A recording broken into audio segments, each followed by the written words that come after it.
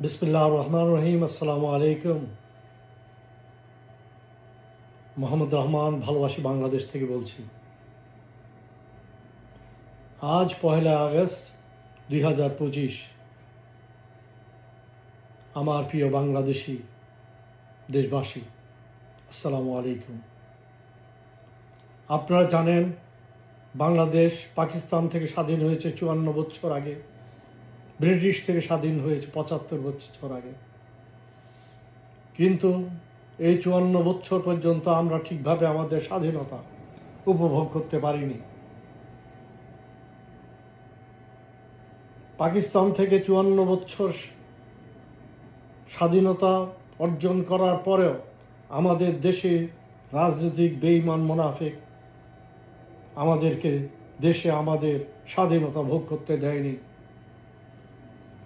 কিন্তু আলহামদুলিল্লাহ, সৌভাগ্যবশত বৈষম্য বিরোধী ছাত্র আন্দোলনের ফলে এবং বাংলাদেশের মানুষের একত্রতার কারণে আমরা 5 আগস্ট 2024 সত্যকারভাবে স্বাধীন হয়ে আসি। আজকে আমরা স্বাধীনভাবে দেশের জন্য কথা বলতে পারছি। কিন্তু এই আমাদের স্বাধীনতা বিপাকে ফেলার জন্য আমাদের দেশের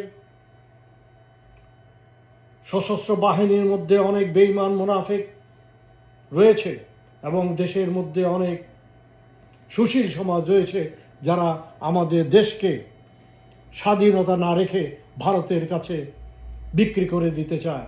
তাই তাদের থেকে আপনারা সতর্ক থাকবেন। বাংলাদেশকে আমরা স্বাধীন রাখতে পারব।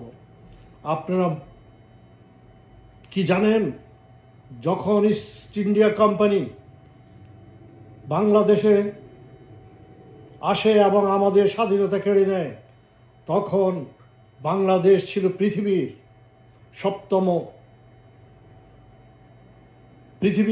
সপ্তম অর্থশালী দেশ এবং আমাদের সম্পদ ছিল প্রচুর।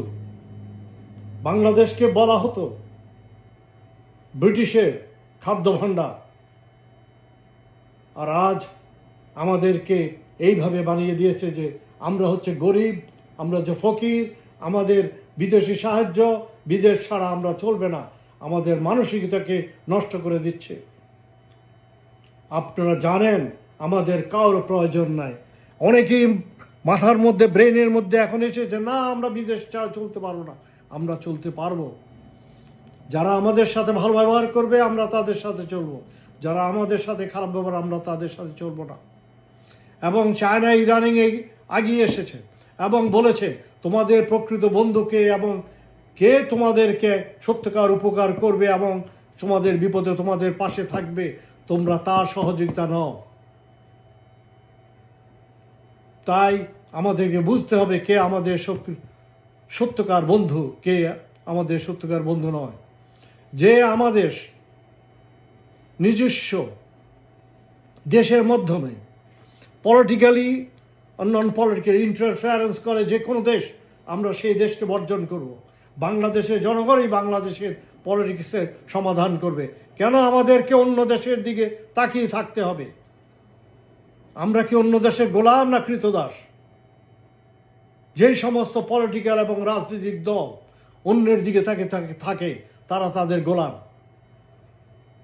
আমাদেরকে মনে রাখতে হবে আমরা স্বাধীন সার্বভৌমত্ব বাংলাদেশ, এবং যে দেশে ওভার 92-93% মুসলিম, যারা এক আল্লাহতে বিশ্বাস করে, আমরা কেন আরেক পরাধীন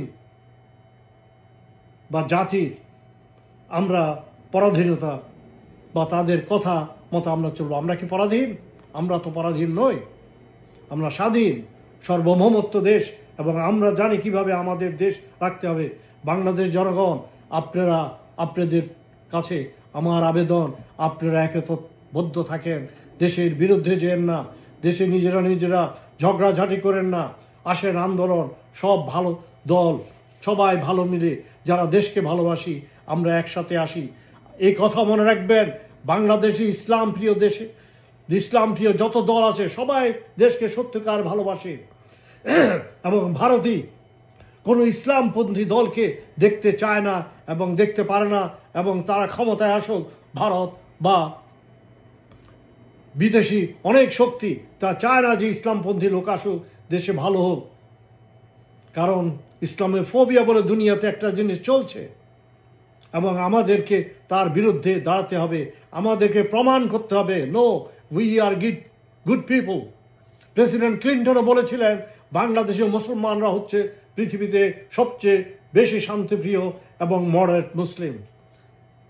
প্রেসিডেন্ট ক্লিন্টন যদি বলে থাকেন 1990 সালে, ওয়াই নট নাও? কারা বাংলাদেশকে সন্ত্রাসী বানাচ্ছে?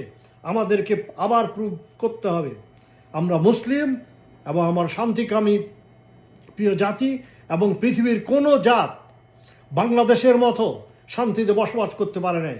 হিন্দু বলেন, বৌদ্ধ বলেন, খ্রিস্টান বলেন, আমরা কারো উপর অত্যাচার করি না। বাংলাদেশের মুসলমানরা হিন্দু, বৌদ্ধ, খ্রিস্টান সবাইকে কাঁধে কাঁধ মিলিয়ে বুকে নিয়ে এই দেশ চালাবে, এই দেশ শাসন করবে। কারো অধিকার বাংলাদেশি জনগণ হস্তক্ষেপ করবে না।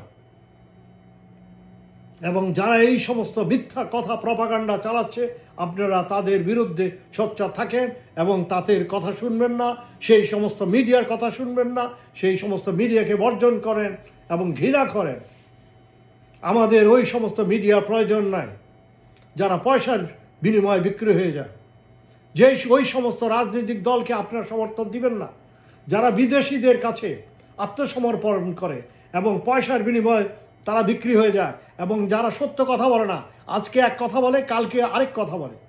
আমাদের হতে হবে ন্যায় বিচার, সত্য বলা, সত্যতে থাকা এবং সত্যকে সমর্থন করা এবং সাম্যতায় বিশ্বাস করা। এটাই হবে বাংলাদেশের উদ্দেশ্য, এবং আমরা চাই ইনশাল্লাহ এই বাংলা জাতি বড় হবে, উঠবে, আপনারা যদি সবাই একত্রবদ্ধ থাকেন। এবং বাংলাদেশে পিআর সিস্টেমের মাধ্যমে সংখ্যানুপাতে যদি আমাদের ইলেকশন হয়, ইনশাল্লাহ ডক্টর ইউনূসের নেতৃত্বে আমরা ইলেকশন করব, এবং এরপরে আমরা বাংলাদেশকে সুন্দর ও সঠিক বাংলা জাতি হিসাবে পৃথিবীতে প্রতিষ্ঠিত করব, এবং আমরা সমস্ত বিশ্বের বাংলাদেশি রেমিটেন্স যোদ্ধাদের সমস্ত দাবি আমরা পূরণ করব। ইনশাল্লাহ আমরা সরকারের কাছে বলবো, সরকার যেন সারা বিশ্বের সমস্ত রেমিটেন্সের দাবি আদায় পূরণ করে। এই বলে আমি শেষ করলাম। ইনকিলাব জিন্দাবাদ, বাংলাদেশ জিন্দাবাদ।